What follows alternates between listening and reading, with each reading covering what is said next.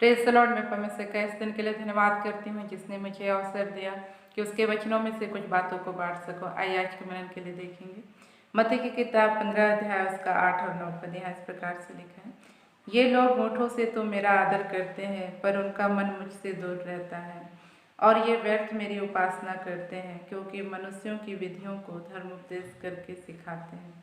हाँ प्रिय है, यहाँ परमेश्वर का वचन बताता है कि ये लोग जो है, अर्थात जो लोग होठों से परमेश्वर का आदर करते हैं लेकिन परमेश्वर से उनका मन दूर रहता है, ऐसों का जो एक प्रकार से कहना चाहिए कि जो आदर देना या सम्मान देना ये सब जो है व्यर्थ है करके कहता है। वे व्यर्थ जो है उपासना करते हैं कहता है।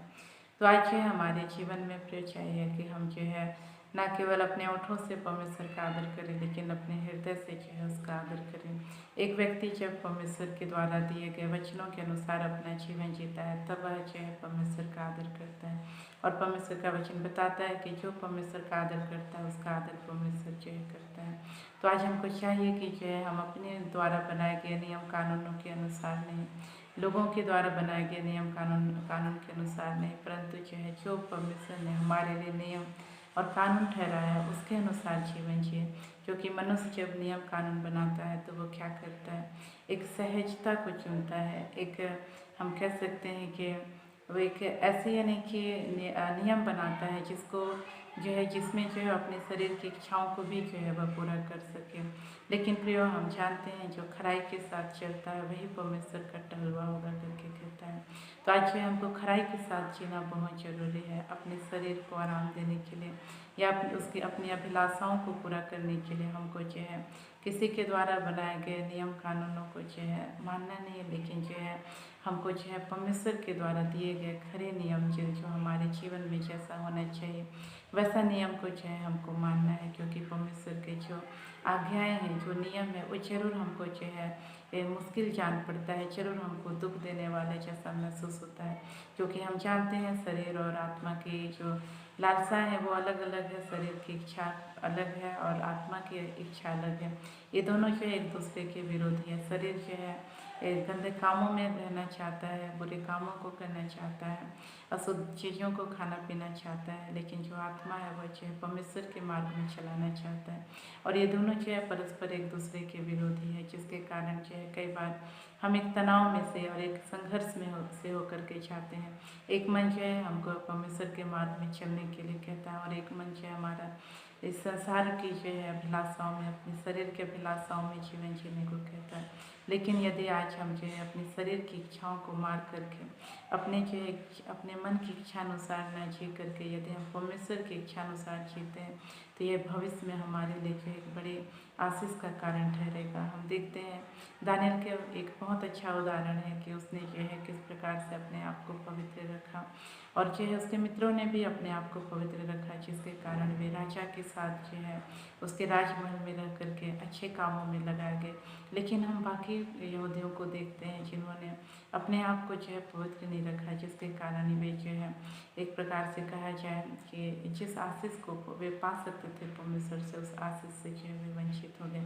तो उसी तरह से परमेश्वर आज हम सब के जीवन के लिए जो एक बड़ी बड़ी आशीषों को जो है सोच करके रखा है। क्योंकि परमेश्वर की जो कल्पनाएँ हमारे विषय में वो हमारे हानि की नहीं है लेकिन हमारी कुशलता की है। लेकिन कई बार हम उसके कल्पनाओं को जो है जो उसने हमारे लिए किया है हम असफल कर देते हैं। हम देखते हैं परमेश्वर ने इस्राएलियों के लिए कल्पना किया था कि उनको जो है उस मिस्र की गुलामी से बाहर निकाल करके उनको सुंदर कनान देश में पहुँचाए, लेकिन उन्होंने अपने लालसाओं में पड़ के, जो उनके अंदर एक लालसा था, एक खाने का लोभ था, वे जो है मिस्र के मछलियों को याद करते थे, वहाँ के खरबूजों को याद करते थे और कुड़कुड़ाते बुड़बुड़ाते थे, खाने पीने के लिए कुड़कुड़ाते बुड़बुड़ाते थे। तो वो उनका कुड़कुड़ाना बुड़बुड़ाना उनके जीवन को जो है आशीष से वंचित कर दिया।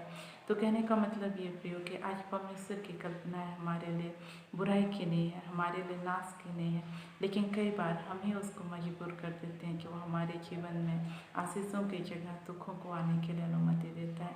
हम देखते हैं राजा दाऊद के विषय में कि राजा दाऊद के लिए परमेश्वर ने और भी आशीषों को देने की कल्पना किया था, लेकिन हम देखते हैं कि उसने जो है उनको उसने बत्सेबा के विषय में जो गलती की हम देखते हैं, उसने जो बत्सेबा के साथ व्यभिचार किया, उसके पति को मरवा डाला और उसको अपनी पत्नी के रूप में कर लिया। वे जो है वही बातें उसके लिए जो एक रुकावट बन गई। हम यदि थोड़ा सा हम इसका निकालेंगे तो हम पाएंगे यहाँ पे दूसरा सामुएल की किताब, उसका हम निकालेंगे 12 अध्याय, दूसरा सामुएल की किताब, उसका हम देखते हैं 12 अध्याय, इसका हम देखते हैं यहाँ पे कहता है 12 का 8 पद को कहता है, फिर मैंने तेरे स्वामी का भवन तुझे दिया और तेरे स्वामी की पत्नियां तेरे भोग के लिए दी, और मैंने इस्राएल और यहूदा का घराना तुझे दिया था, और यदि यह थोड़ा था तो मैं तुझे और भी बहुत कुछ देने वाला था। यहाँ पे देखते हैं प्रिय परमेश्वर कहता है कि मैं तुझे और भी बहुत कुछ देने वाला था, लेकिन हम कह सकते हैं कि उसकी आशीषें जो है रुक गए।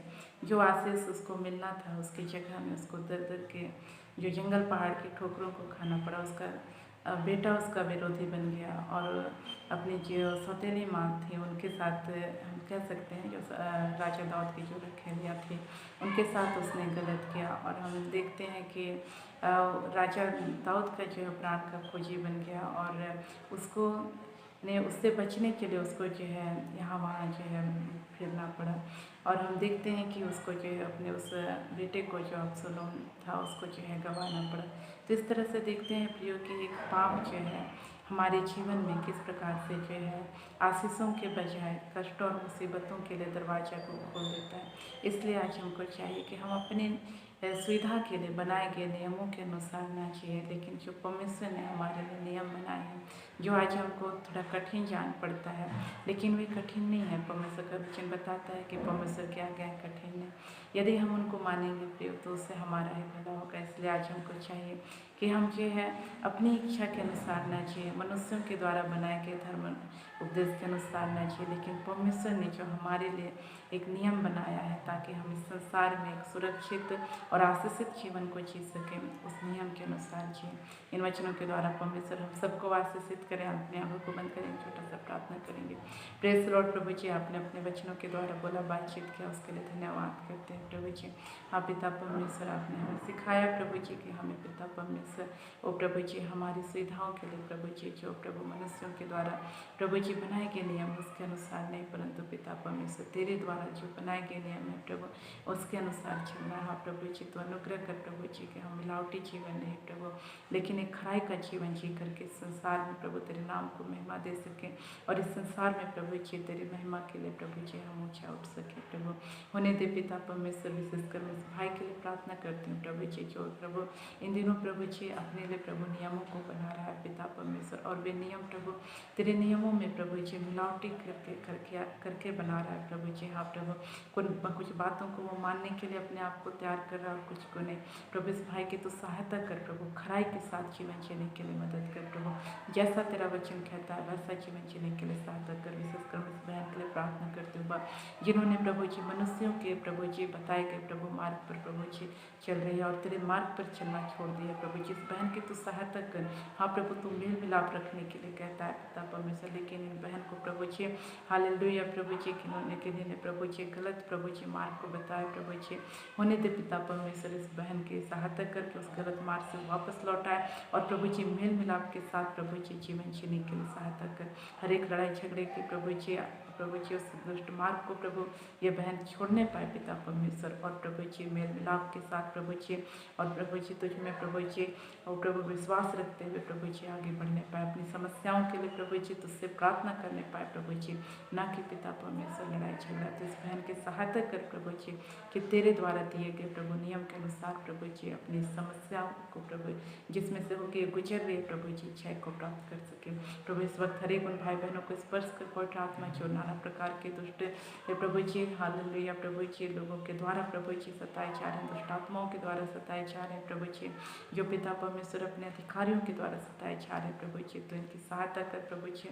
इन सब सताओं के बीच में भी प्रभु तुझको दृढ़ता से थामे रहने और तुझको पुकारने के लिए सहायता कर प्रभु। हाँ प्रभु इस कर में इस भाई के लिए प्रार्थना करते हैं प्रभु जी, जो प्रभु इन दिनों अपने अधिकारियों के द्वारा प्रभु परेशान हो रहे हैं प्रभु जी।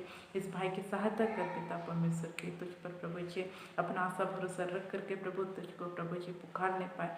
और प्रभु जी इनके अधिकारियों के लिए प्रार्थना करते हैं प्रभु, उनके जीवन में प्रभु इनके प्रति प्रभु जी तो करुणा को भर प्रभु जी, और उनको प्रभु जी किसी भी रीति से प्रभु जी हालेलुया न सताए प्रभु जी। तो एक एक के जीवन को स्पर्श कर प्रभु जी, और इसी वक्त प्रभु जी हर प्रकार के रोगों को प्रभु जी, चाहे उस शरीर में किसी भी प्रकार का रोग हो प्रभु जी, हाँ प्रभु जी विशेषकर मैं प्रार्थना करती हूँ इस भाई के लिए प्रभु जी, जिसके शरीर में प्रभु जी जलन महसूस होता है प्रभु जी, उनका पूरा शरीर जलता है प्रभु जी, इस भाई की तो सुधी ले प्रभु जी।